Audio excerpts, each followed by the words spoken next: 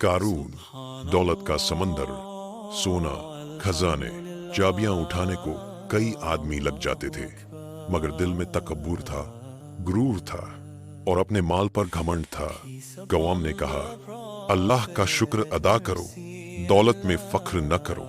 मगर कारून मुस्करा कर कहता, ये सब मुझे मेरी अक्ल और मेहनत से मिला है। हजरत मूसा अलैहिस्सलाम ने भी उसे नसीहत की, कारून, अल्लाह ने तुझे नवाजा है, शुक्र कर, तकब्बुर न कर। लेकिन उसके दिल पर ताले पड़ चुके थे।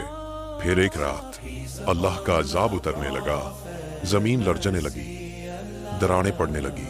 कारून ने भागना चाहा, बान ने भी कारून ने भागना चाहा, मगर जमीन उसके कदमों के नीचे पिघलती जा रही थी। चंद लम्हों में एक जबरदस्त धमाका हुआ और जमीन उसके साथ, उसके महल, खजाने, सब कुछ निकल गई। वो जिंदा नीचे धंस गया और हमेशा के लिए मिट्टी में दफन हो गया। कुरान कहता है, हमने उसे और उसके घर को जमीन में धंसा दिया। ये अंजाम है उन लोगों का जो माल पर नाज करते हैं और अल्लाह को भूल जाते हैं।